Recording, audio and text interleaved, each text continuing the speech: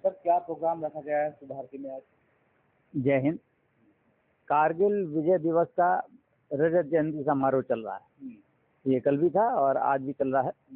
इसमें जितने भी कारगिल में जो शहीद हुए हैं उन लोगों को हम लोगों ने नमन किया है, उनको याद किया है। उनके परिजन जो काफ़ी यहाँ पर आ पाए हैं उन लोगों को हमने सम्मानित किया है और उनको स्वामी विवेकानंद भारतीय विश्वविद्यालय की ओर से हम लोगों ने गोल्डन कार्ड दिए हैं, जो ये साबित करते हैं कि वो जब भी चाहें, जिस तरह का भी चाहें, जो भी सुविधाएं इस विश्वविद्यालय में हैं, चाहे वो चिकित्सा की सुविधा हो, चाहे वो शिक्षा की सुविधा हो, उनके परिवारों को वो सारी निःशुल्क दी जाएंगी।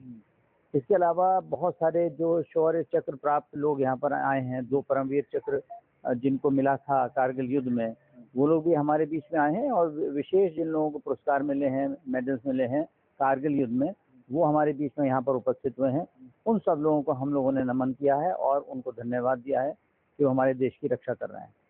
इसके साथ ही बहुत से सेवानिवृत्त जो तीनों सेना के तीनों अंग हैं, उनके सेवानिवृत्त अधिकारी और जो सेवारत अधिकारी हैं वो भी यहाँ पर आए हैं।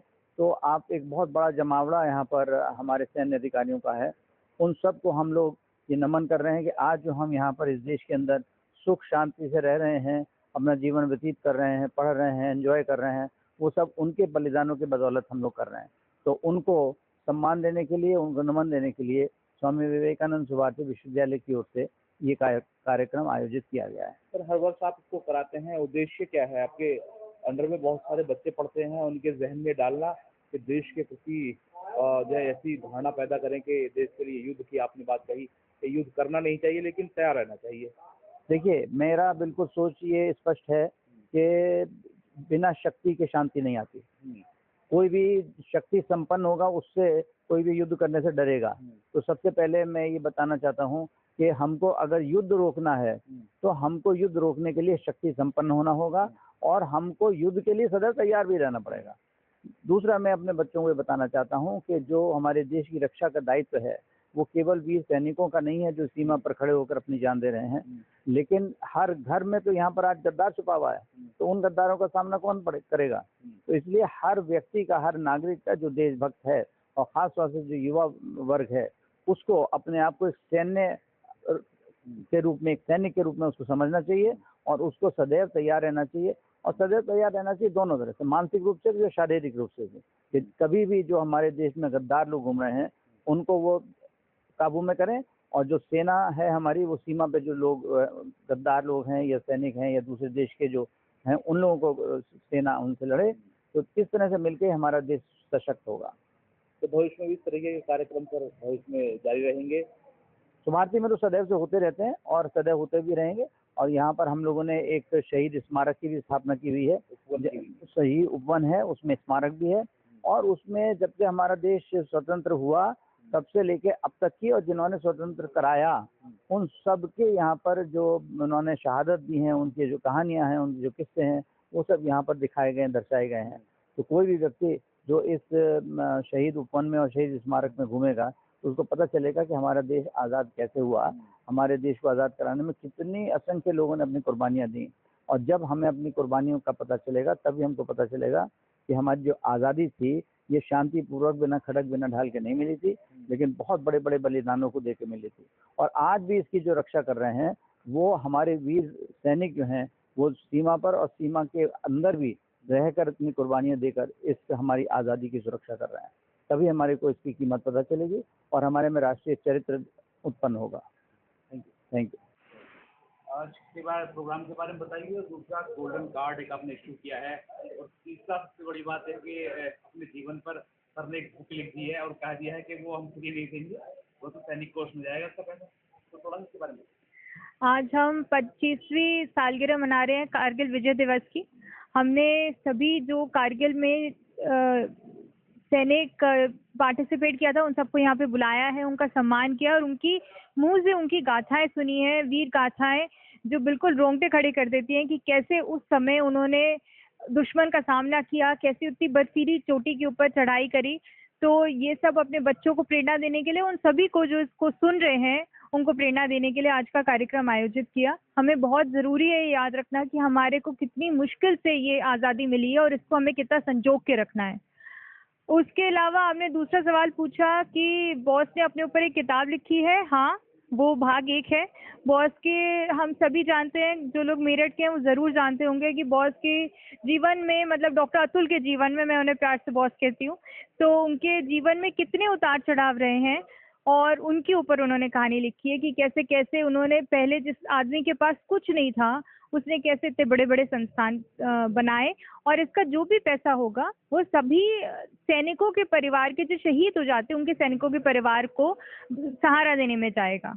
और तीसरा सवाल आपने पूछा था गोल्डन कार्ड। हम अपने शहीदों का सम्मान देने के साथ साथ उन्हें सुविधा भी देना चाहते हैं। जो लोग शहीद हो गए, उनके जो परिवार यहाँ पे अभी हैं, उनका जितना भी उनकी रिस्पॉन्सिबिलिटी है वो हमें देशभक्त, उनके जो बाकी के देश नागरिक हैं उनको करनी चाहिए। इसलिए हमने गोल्डन कार्ड आज रिलीज किया है। उसको साइन करके और उसके शहीद के परिवार की उसमें फोटो होगी, तो उसको वो जब भी उस कार्ड को लेके आएंगे तो सभी सुविधाएं सुभारती में उनके लिए निःशुल्क होंगी। उन्हें पूरा सम्मान और सहयोग दिया जाएगा और उनको सबसे पहले उनको प्राथमिकता दी जाएगी। तो उसके लिए वो कार्ड बनाया गया है। 2 दिवसीय प्रोग्राम आपका है, हर वर्ष आप करते हैं, उद्देश्य क्या है आपका? छात्रों को नई ऊर्जा देने का उद्देश्य, क्या उद्देश्य है? बहुत ज़रूरी है कि राष्ट्रता पैदा हो सभी बच्चों के, आज के युवा के बीच में। जब वो ये सब कहानियाँ सुनते हैं, वो जानते हैं कि कैसे एक सैनिक अपना सब परिवार छोड़ के वहाँ पे लड़ता है, कई शहीद हो जाते हैं, कई के हाथ पैर नहीं रहते, तो कितना मुश्किल है उसी आज़ादी को संजो के रखने के लिए और उस सैनिक के योग्य बनने के लिए। ये बहुत ज़रूरी है कि बच्चों को याद रहे कि अगर एक सैनिक वहाँ लड़ रहा है तो हमको भी अपना कर्तव्य यहाँ पे निभाना है।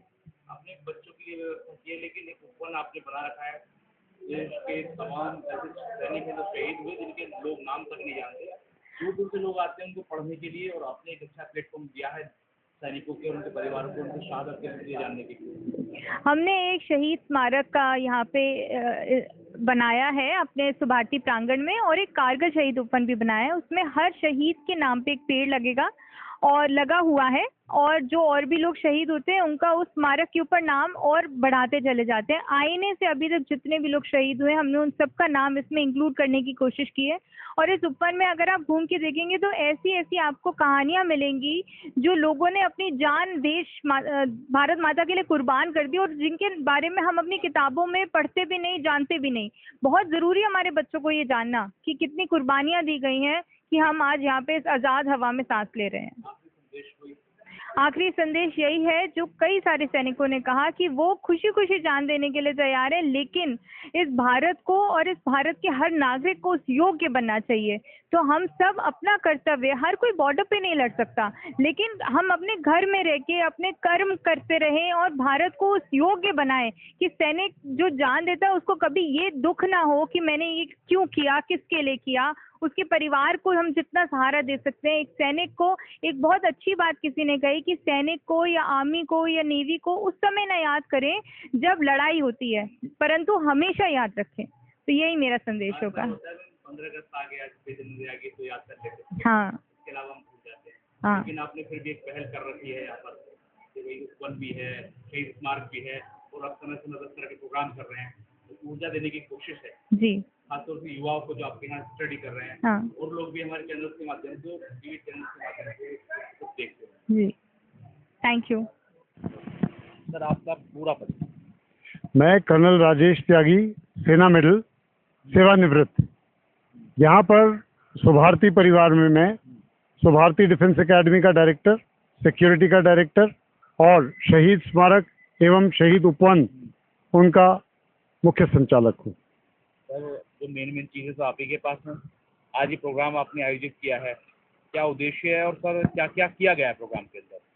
देखिए, मैं सबसे पहले आपको बताना चाहूँगा, मैं आभार प्रकट करना चाहूँगा हमारे माननीय संस्थापक महोदय का, डॉक्टर अतुल कृष्ण, जिनने राष्ट्रीयता की भावना कूट कूट कर भरी है।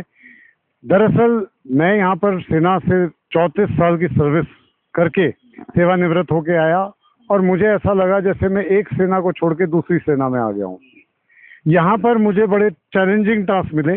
मुझे कहा गया एक सुभारती डिफेंस एकेडमी के नाम से प्रशिक्षण देने के लिए नौजवानों को जो कि सेना में ज्वाइन करें, सेना ज्वाइन करने के लिए प्रशिक्षण दें उन्हें, उसके लिए एक एकेडमी खोली जाए।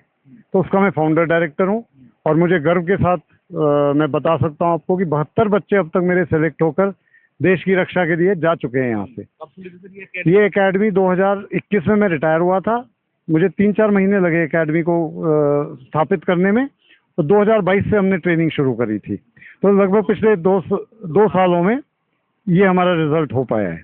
जी, next. उसके बाद मुझे एक और टास्क दिया गया माननीय संस्थापक महोदय द्वारा ही कि यहाँ पर एक कारगिल शहीद उपवन, उनकी जो भावनाएं हैं सेना के प्रति, सैनिकों के प्रति, शहीदों के प्रति, शहीदों के परिजनों के प्रति, और जितने महापुरुष आज तक हुए हैं जो हमारी स्वतंत्रता के लिए लड़े हैं, उन सब के प्रति जो भावनाएं हैं वो आप देख सकते हैं।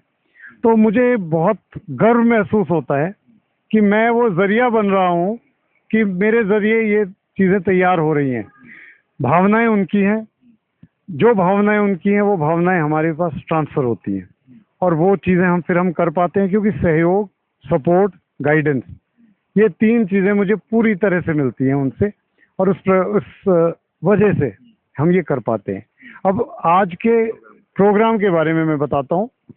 कारगिल विजय दिवस आमतौर पे 26 जुलाई को मनाया जाता है, क्योंकि 26 जुलाई 1999 को भारतीय सरकार ने पाकिस्तान के ऊपर अपनी विजय का पताका लहराया था, और भारतीय सेना उस साल से लेकर हर वर्ष प्रति वर्ष इस विजय दिवस को 26 जुलाई को मनाती है।